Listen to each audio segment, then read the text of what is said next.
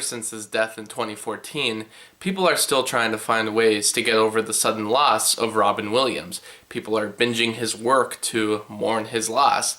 Dead Poets Society, Good Will Hunting, Good Morning Vietnam, Mrs. Doubtfire, Aladdin. All these are considered classics in their respective genres.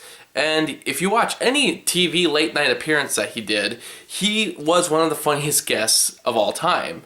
But in the mid-2000s, he did start to release some stinkers here and there. I mean, he had some hits still, like Happy Feet, Insomnia, and even to a lesser degree, Night at the Museum.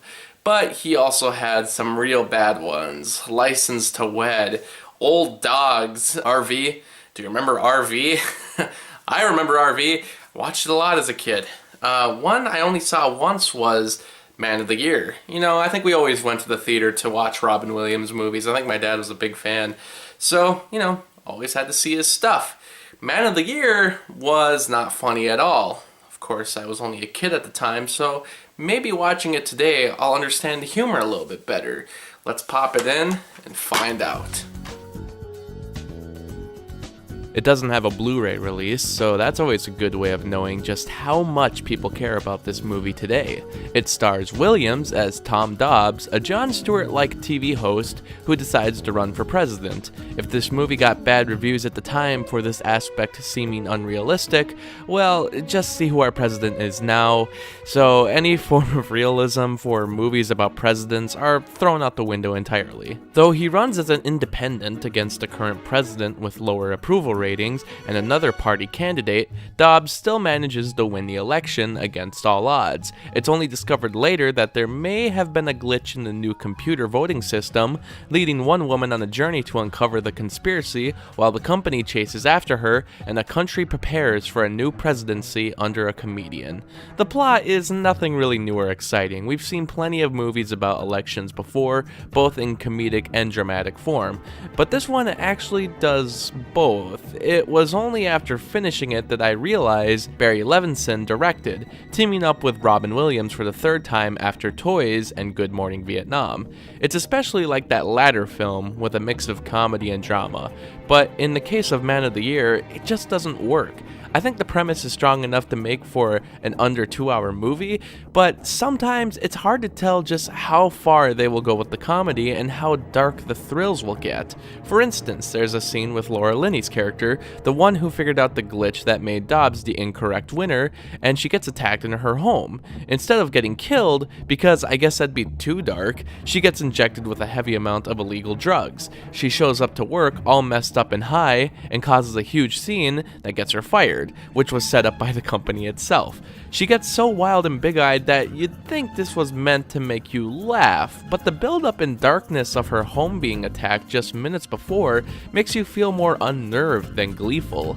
I don't really know how to feel about this crazy scene, and there's a lot of moments like this. There's some movies that can just strike the perfect balance, but it just doesn't happen here. Then again, a huge issue might be the fact that the movie isn't funny at all. The dialogue is quick and characterized, but anytime there's a moment for a joke, it just doesn't land at all. Williams is often funny when he's just given the floor for some improv, and that happens a lot here, and he's probably the only one making any laughs happen, but even this is a rarity. It's not even that the movie is attempting a lot of humor, but it's pretty obvious when they want something to be funny, it doesn't happen. It's even more shocking when you realize how many people are in this movie that typically make for a great screen presence. You have Louis Black and Christopher Walken, and these are two actors that can add some real flavor to a scene, but most of the time they just spew out political banter. I'm a fan of political banter, but it's so cold and boring coming from some of the most charismatic guys out there. Then you have Jeff Goldblum as the villain, and he usually is the best part of any movie, but here, this has to be his worst performance he's ever given. When he's meant to give this dark speech to Laura Linney about the consequences of publicizing the glitch conspiracy, it's done with almost no emotion and without his unique way of phrasing. It's just plain. You kidding me? This should have been a defining moment in this supposed black comedy. So, is there anything good about this? Well, Yeah, Robin Williams, while not nearly as funny as he can be, delivers yet another good performance. And while in 2006 some of the ways he approaches his campaign would be considered too implausible with the current state of politics, I think I can buy a lot more of what happens.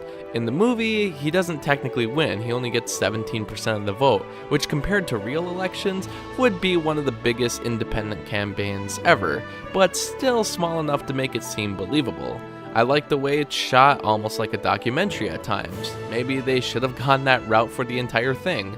And it's not like there's made up names for the television news and shows. Chris Matthews is one of the political analysts. He actually goes on SNL at one point with Tina Fey and Amy Poehler. That's dedication, making it more relatable to the audience. And throughout it all, I do like Laura Linney's connection to Dobbs, which even sparks some kind of romantic tension. It's not forced or rushed, which I really appreciated. So as a whole, I like the premise and some individual moments, and had it been written more serious or more comedic, it'd probably be up there as one of the better political films.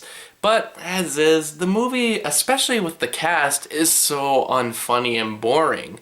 But, in the future, it'd be cool if someone tried to remake this movie, or, make it a little better, make it a little more funny. I could see it happening. The current administration is surely giving comedic writers out there a lot to work with.